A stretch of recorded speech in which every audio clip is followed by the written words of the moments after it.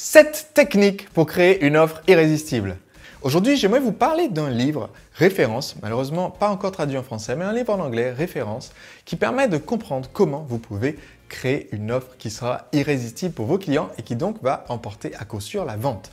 Il s'agit de Mark Joyner, The Irresistible Offer. L'offre irrésistible, en fait, ça dit ce que c'est. Dans ce livre, Mark Joyner explique qu'en fait, l'attention que nous avons de nos clients, le temps que nos clients vont passer à décider de s'ils nous écoutent ou non, est un temps très court. Ce qui veut dire que vous devez en peu de temps être capable de communiquer votre offre de façon claire et limpide. Et cette offre doit être suffisamment alléchante pour que les clients s'inscrivent chez vous. Cette réflexion est assez similaire à celle que la plupart des personnes connaissent sous le nom de l'USP, c'est-à-dire la promesse unique de vente, Unique Sales Proposition, la proposition unique de vente. Mais il y a une petite différence. Quand on parle de votre USP, donc de votre proposition unique de vente, on parle en fait d'une réflexion sur votre positionnement sur votre marché. Ce que Mark Joyner dit, c'est que vous ne voulez pas juste être positionné comme étant premium ou le plus accessible ou autre. Vous voulez carrément être capable d'articuler l'offre concrète que vous faites aux prospects en un minimum de temps. C'est-à-dire de pouvoir dire comme FedEx, mais voilà, en fait, ça sera livré demain ou alors c'est gratuit. De pouvoir dire comme Domino's Pizza, votre pizza arrive chez vous et elle est fraîchement préparée et elle arrive en 30 minutes, sinon c'est gratuit. C'est ce que faisait Domino's au début. Ils ne le font plus depuis qu'ils ont eu quelques procès au sujet de livreurs qui grillaient des feux rouges pour pouvoir livrer dans les temps.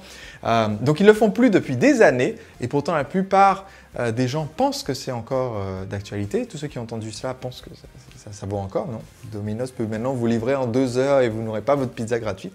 Mais ce que dit Mark Joyner, c'est qu'en fait vous devez être capable d'articuler l'offre elle-même en peu de mots et qu'elle doit être absolument irrésistible, c'est-à-dire pousser les clients à se décider à acheter rapidement. Et pour cela, il recommande de nombreuses techniques et aujourd'hui, j'aimerais partager avec vous 7 techniques que Mark recommande pour aider les clients à se décider à acheter et à prendre comme ça, à avoir le déclic d'achat. Donc cette technique pour un peu accélérer la fin de la vente, une fois que le client sait déjà qu'il va acheter, pour lui faire dire « Ok, il n'y a aucun risque, c'est bon, je m'inscris, je signe, je commande, je clique sur le bouton, je sors ma carte bleue ». La première technique, il s'agit ici de différentes méthodes pour diminuer la peur que le client peut avoir de passer à l'action. Autrement dit, vous voulez diminuer le risque perçu par vos clients. La première technique pour diminuer le risque perçu par vos clients, c'est une technique extrêmement simple. Il s'agit tout simplement de proposer une garantie de satisfaction. La garantie classique du type, vous pouvez essayer notre produit pendant 30 jours pour pouvoir demander, et vous pouvez demander remboursement si le produit ne vous a pas plu au bout de 30 jours. Si vous vendez du produit physique, une façon de le faire est de quand même, parce que c'est une chose dont beaucoup d'entrepreneurs qui démarrent ont peur, c'est est-ce que les gens vont essayer de m'arnaquer et utiliser le produit et ensuite me dire je vais être remboursé. Donc déjà, première bonne nouvelle, la plupart des gens sont honnêtes, donc ça ne risque pas d'arriver. Ensuite, si vous vendez un produit physique, vous pouvez quand même demander au client de vous le renvoyer dans les 30 jours après avoir reçu le produit. Et ça, du coup, ça va permettre déjà d'éliminer le risque de personnes qui, de façon impulsive et sans être réellement mécontentes du produit, demandent à être remboursées, mais simplement parce qu'en fait, ils ont une fuite de plomberie, ils ont besoin de 80 € pour payer les plombiers et du coup, ils profitent en disant je vais demander à récupérer l'argent chez vous. Donc, pour éviter ça, vous dites voilà, renvoyez-nous le produit et après, on vous rembourse. Si vous vendez un service, comment est-ce que vous pouvez faire? Eh bien, vous mettez simplement une condition, pas une condition trop alambiquée. Ne dites pas aux gens, par exemple, vous avez acheté notre formation, vous avez 30 jours pour être remboursé. Attention, cette garantie n'est valide que si vous avez un certificat signé par au moins 3 membres de votre famille, plus un huissier de justice qui prouve que vous étiez mécontent à cause de choses qui sont… Enfin, compliquez pas trop les choses, ne demandez pas aux gens de scanner une pièce d'identité, de vous l'envoyer pour demander d'être remboursé. Par contre, vous pouvez demander aux gens, mais voilà, cette garantie n'est valable que si vous avez effectivement suivi le premier module de la formation ou si vous avez effectivement assisté à la formation présentielle. Par exemple, toutes mes formations présentielles ont une garantie satisfait ou remboursé, mais qui ne vaut que si la personne est venue, parce qu'ils ne peuvent pas être insatisfaits s'ils sont restés chez eux. Donc, ça vous permet déjà d'éviter le risque en fait, de se faire avoir en faisant une garantie. Deuxième catégorie de méthodes pour diminuer le risque perçu par les clients, c'est tout simplement de proposer des facilités de paiement. Parce que ce que fait remarquer Marc, c'est qu'en fait, si votre produit coûte 120 €, le risque perçu est donc de 120 € plus le temps et l'énergie passés à exploiter le produit. Alors que si vous permettez au client de payer seulement 10 € de frais de port aujourd'hui et il paye le reste du prix du produit le mois prochain, ou alors il paye en 12 fois 19 €. Certains d'entre vous ont fait le calcul mental, ça fait beaucoup plus que le prix initial. Mais si les personnes payent en de nombreuses fois, eh bien, ça leur permet de diminuer le risque initial puisqu'ils commencent à recevoir le produit sans avoir investi la somme totale. Donc, baisse du risque perçu, donc augmentation potentielle des ventes. Pas parce que les gens ont l'impression de payer moins cher, mais simplement parce qu'ils risquent moins d'argent pour démarrer. Troisième technique, eh bien la troisième technique, c'est ce qu'on appelle en anglais un loss leader. Alors qu'est-ce que c'est qu'un loss leader? En français, ça se traduit assez mal. C'est l'idée que vous allez proposer en fait un premier échantillon de ce que vous vendez à un tarif qui peut-être ne vous permet pas initialement de rentrer dans vos frais, mais qui diminue le risque perçu par les personnes en face. Ce que j'ai fait par exemple quand j'ai sorti plusieurs de mes livres, dont par exemple mon livre Le secret des entrepreneurs libres, c'est de proposer à la sortie du livre en disant aux gens, écoutez, si vous voulez, vous pouvez recevoir le livre gratuitement aujourd'hui, vous le payez que si vous le voulez. Ou alors, écoutez, si vous voulez, vous payez que les frais de port. Donc, c'est deux offres différentes. Au début, je faisais, vous payez que les frais de port. Ensuite, j'ai changé pour, vous payez rien du tout. Mais si le livre vous a plu, vous le payez. Mais en fait, même quand les gens me payent le livre, ça ne me permet pas réellement de rentrer dans mes frais publicitaires, etc., d'expédition et tout. Mais en fait, c'est une technique qui me permet de proposer aux gens sans perception de prise de risque du tout de leur part. Ils ont juste soit payé 2 € et quelques de frais de port, soit même payé rien du tout avec la promesse de payer demain, donc aucun risque perçu de leur côté. Mais ça me permet du coup d'entrer en contact et qu'ils deviennent des clients. Et après, quand je vais proposer une formation, la personne qui dit « Ok, en fait, j'ai reçu le livre, j'ai lu le livre, c'était intéressant. Et du coup, j'ai déjà retiré de la valeur grâce au conseil de Sébastien. » Et bien, quand je vais proposer une formation derrière, il n'y a plus la même appréhension de tiens, quand j'achète la formation, est-ce que la formation existe vraiment? Est-ce que je vais effectivement recevoir un mot de passe? Est-ce que mon argent ne va pas partir dans le cyberespace? Eh bien, cette peur a déjà été résolue en amont avec ce loss leader. Donc, c'est la technique numéro 3. J'en dis 1, 2, 3. Oui, c'est ça.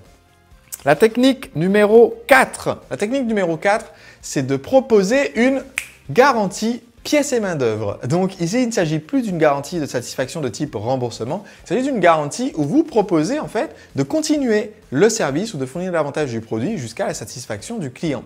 Par exemple, c'est quelque chose que vous pouvez utiliser si vous êtes en freelance, si vous êtes par exemple designer. Admettons que vous êtes designer ou créateur de site web. Eh bien, au lieu de dire au client, vous achetez mon service, je vous fais un site, vous pouvez proposer pour diminuer le risque perçu, de dire écoutez, je vous propose je vous propose l'ébauche du site ou du design et ensuite je continue de travailler jusqu'à ce que vous soyez satisfait. Là, vous pouvez quand même dans vos conditions d'utilisation encadrer un peu ça pour éviter de travailler ad vitam aeternam sur le projet. Vous pouvez préciser que ça va jusqu'à 5 révisions par exemple, que vous demandez au client de vous donner toutes les révisions à faire, c'est-à-dire toutes les modifications et que vous puissiez les faire au lieu de vous dire tiens, il y a le titre qui ne va pas et vous corrigez le titre, ce qui fait une révision de plus et vous dites bon, maintenant c'est le sous-titre qui ne va pas et ensuite vous corrigez ça. Ça peut vous faire un cycle qui dure des années.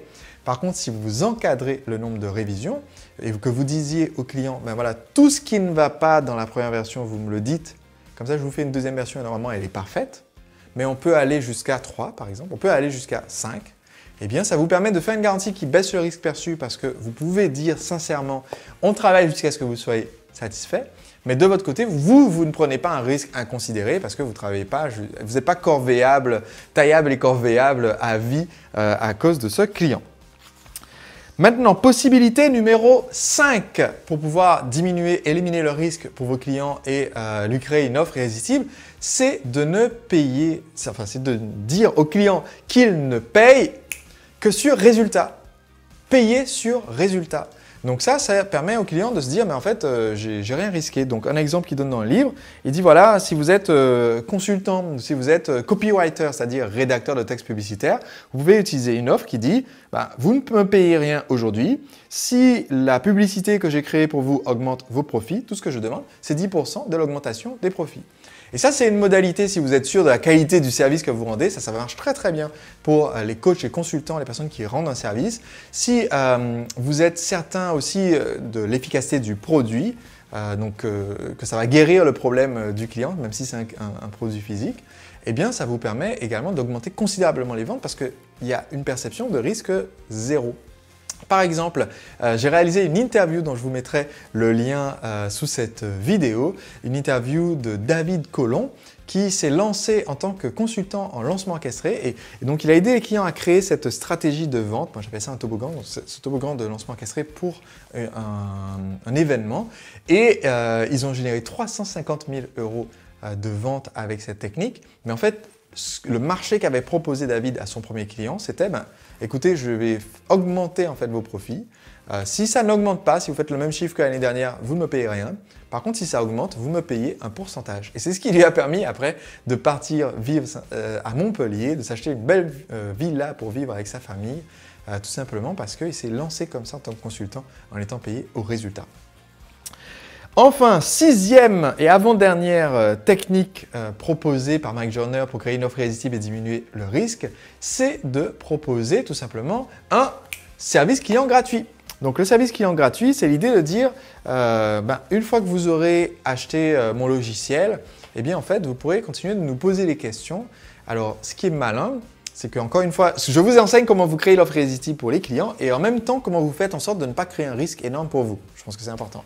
Donc pour les clients, c'est hyper important d'avoir ce suivi par la suite, offert avec le produit. Pour vous, pour éviter de devoir passer des centaines de milliers d'heures de suivi derrière parce que vous avez des centaines de milliers de clients, ce que vous allez faire, c'est premièrement créer une FAQ, c'est-à-dire une foire aux questions qui permet de regrouper toutes les questions les plus fréquentes. Donc, vous faites en sorte que les clients passent d'abord par cette foire aux questions avant d'arriver à la phase poser une question individuelle. Et ensuite, vous pouvez aussi répondre aux questions de façon collective.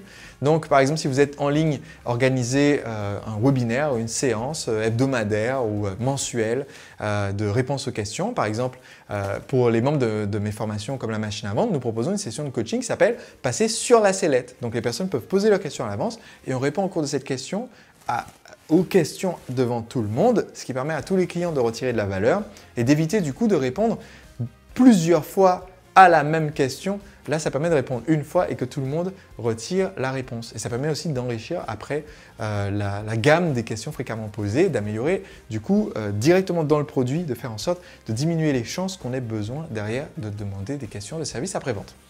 Et enfin, la dernière technique recommandée par Mike Joyner parmi les 7 techniques pour diminuer le risque perçu, c'est tout simplement la technique de essayer avant d'acheter. Cette technique consiste à envoyer le produit ou faire le service et permettre au client d'avoir au moins une petite partie du produit ou du service et donc une petite partie du résultat avant de décider de payer. C'est ce que je fais pour plusieurs de mes livres. Je propose aux internautes en fait d'essayer le livre, de l'avoir pendant 15 jours avant de décider de le payer. Alors évidemment, encore une fois, il faut diminuer le risque de votre côté en tant qu'entrepreneur. Donc ce que je fais par exemple pour le livre, c'est que je dis on vous fait une facture à 0 €, vous mettez votre CB mais on ne débite rien. Par contre, d'ici 15 jours, si vous êtes satisfait, vous n'avez rien à faire de spécial, vous allez payer automatiquement, ça sera débité le montant du livre. Si vous n'êtes pas content, vous envoyez un email, vous dites attention, ne me débitez pas et on ne vous débite pas. Et comme ça permet que tout le monde soit satisfait, le client ne prend aucun risque et moi de mon côté, je ne prends pas le risque de devoir après pourchasser les gens qui sont pourtant satisfaits mais qui ont oublié qu'ils avaient un livre chez eux et qu'ils n'ont pas payé. Donc, c'est une stratégie pour un produit physique qui a permis par exemple à Brian Kurtz, un entrepreneur que j'ai déjà interviewé dans des vidéos sur ma chaîne YouTube, ça lui a permis de générer 150 millions de chiffres d'affaires annuels et il partage dans l'interview 7 erreurs qu'il a appris comme ça et qui lui ont permis de générer 10 millions de chiffres d'affaires en plus en ayant fait ces erreurs. Donc, c'est une interview très très intéressante. Mais donc, ça lui a permis du coup de faire cela en proposant aux personnes d'acheter le produit et de ne payer une fois que le produit arrive chez eux et qu'ils en sont satisfaits. Ils appellent ça une offre Bill Me aux États-Unis. Ça veut dire « ouais, facturez-moi plus tard, une fois que le produit m'aura plu ». Donc, si vous vendez du service, comment est-ce que vous pouvez le faire? Eh bien, ça consiste à permettre aux gens d'essayer gratuitement. Par exemple, dans mes cours de danse latine, je permettais aux personnes de venir faire un cours d'essai gratuit. Et ce cours d'essai gratuit menait dans 80% des cas, c'est 8 personnes sur 10 s'inscrivaient dans la foulée pour un cours trimestriel ou annuel.